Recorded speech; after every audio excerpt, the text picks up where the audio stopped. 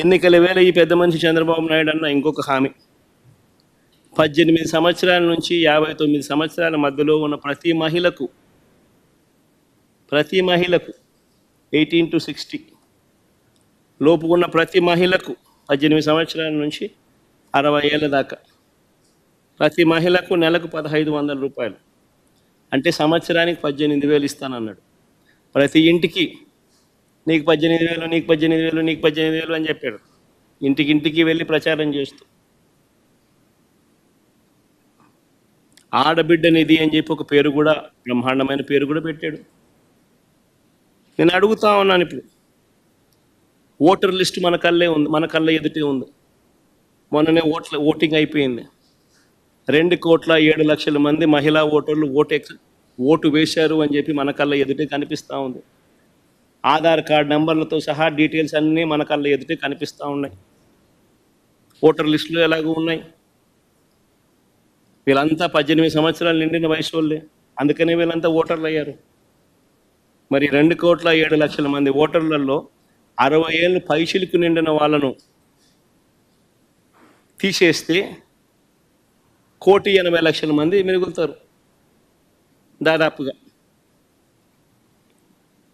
మరి ఈ 1,80,00,000 మందికి సంవత్సరానికి 18,000 రూపాయలు చొప్పున కేటాయింపులు చేస్తే 32,400 కోట్ల రూపాయలు కేటాయింపులు చేయాలి. నేరుడు బడ్జెట్లో కేటాయింపులు 0.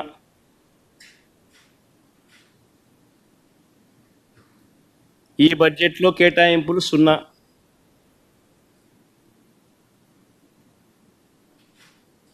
అంటే ప్రతి మహిళకు చంద్రబాబు నాయుడు పుణ్యాన ఈ 2 బడ్జెట్లతో కలిపితే నేడు సంవత్సరం 18,000 రూపాయలు యగనామం ప్రతి మహిళకు, ఈ సంవత్సరం మరో 18,000 రూపాయలు ప్రతి మహిళకు యగనామం. ప్రతి మహిళకు చంద్రబాబు నాయుడు 36,000 బాకీ ఉన్నాడు.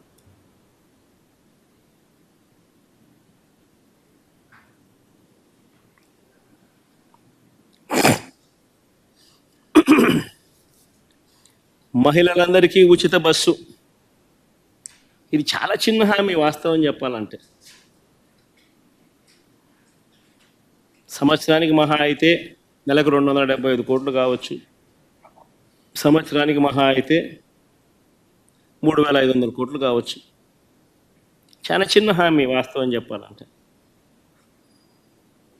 ఎన్నికల మేనిఫెస్టోలో ఇది హామీ పెట్టాడు. ఫస్ట్ ఇయర్ అయిపోయింది, ఎగరగొట్టేశాడు. మళ్ళీ 2వ సంవత్సరం, మళ్ళీ ఈ సంవత్సరం బడ్జెట్లో చూస్తామా అంటే కనిపించడం లేదు. ఈ సంవత్సరము యగనామే. మా రాయలసీమలో ఉన్న మహిళలందరూ ఎదురు చూస్తున్నారు.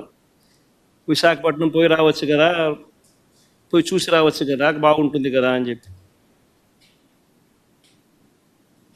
కర్నూలు, విజయనగరము, శ్రీకాకుళము, ప్రకాశము, అనంతపురం, నెల్లూరు, వీళ్ళంతా మహిళలు ఎదురు చూస్తున్నారు. విజయవాడ, గుంటూరుకు పొద్దున పోయి సాయంత్రం రావచ్చు కదా, చూసి రావచ్చు కదా, ఏదో అమరావతి కడుతున్నాడు కదా, ఎలా ఉందో చూసి రావచ్చు కదా అని చెప్పి.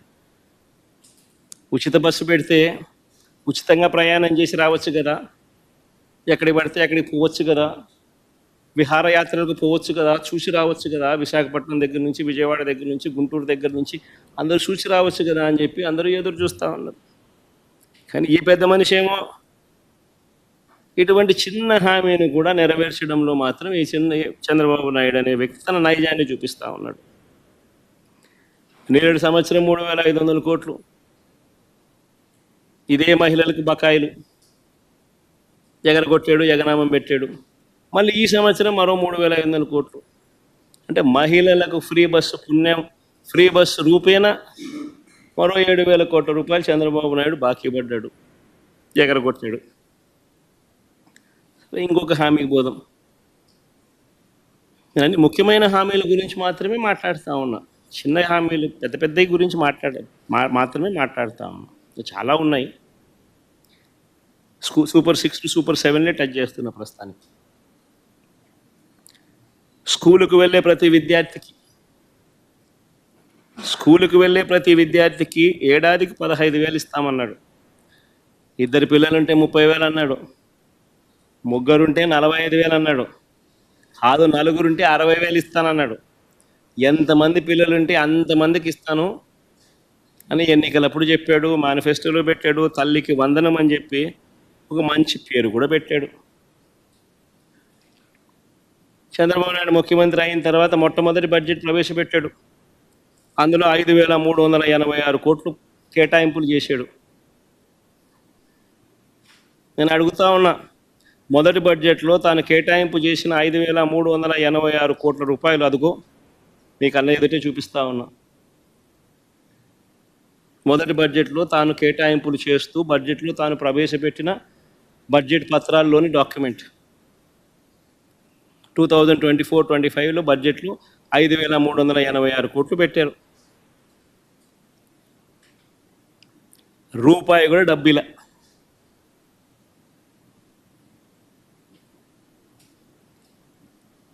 ఇదే పెద్ద మనిషి చంద్రబాబు నాయుడు మళ్ళీ చిత్తశుద్ధి ఎలాగూ లేదు కాబట్టి అమౌంట్లు ఎంత అనేది పక్కన పెట్టేయండి. అమౌంట్లో 13,000 చిల్లర కావాలి, 13,000 కోట్ల పైచిలకు కావాలి.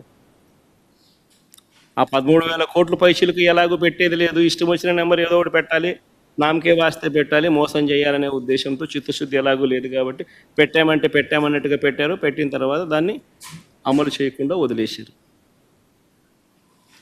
ఈ సంవత్సరం బడ్జెట్లో బడ్జెట్ ఎట్ గ్లాన్స్లో 9,407 కోట్లు చూపించారు. బడ్జెట్ డాక్యుమెంట్స్లోకి వెళ్ళి చూస్తే, డిమాండ్ ఫర్ గ్రాంట్స్లోకి వెళ్ళి చూస్తే అక్కడ 8,278 కోట్లు ఇంకొక నెంబర్ కనిపిస్తుంది. సరే, వాస్తవానికి ఎంతమంది పిల్లలు ఉన్నారు, రాష్ట్రంలో ఎంత డబ్బు ఖర్చు అవుతుంది అని చెప్పి ఒకసారి లెక్కల్లోకి వెళ్ళి చూస్తే ఈ లెక్కలన్నీ కూడా యూడిఐఎస్సి అంటే unified district information system for education, central గవర్నమెంట్కి సంబంధించి department of school education and literacy, ఈ డిపార్ట్మెంట్కు, సెంట్రల్ గవర్నమెంట్ డిపార్ట్మెంట్కు, department of school education and లిటరసీకి మన కలెక్టర్లే కాకుండా దేశవ్యాప్తంగా ఉన్న కలెక్టర్లు అందరూ కూడా వాళ్ళ పరిధిలో ఉన్న ఏ బడిలో ఏ పిల్లాడు చదువుతూ ఉన్నాడు, ఆ పిల్లాడికి సంబంధించిన ఆధార్ కార్డు డీటెయిల్స్తో సహా ప్రతి జిల్లా నుంచి నమోదు చేస్తారు. That is called యూడిఐఎస్సి, unified district information system for education. ఇది మ్యాండేటరీగా, పీరియాడికల్గా, రెగ్యులర్గా ప్రతి డిస్ట్రిక్ట్ కలెక్టరు దేశవ్యాప్తంగా ఈ యూడిఐఎస్సికి తాను అప్లోడ్ చేస్తూ ఉంటాడు. తన జిల్లాలో ఎన్ని స్కూళ్ళు ఉన్నాయి,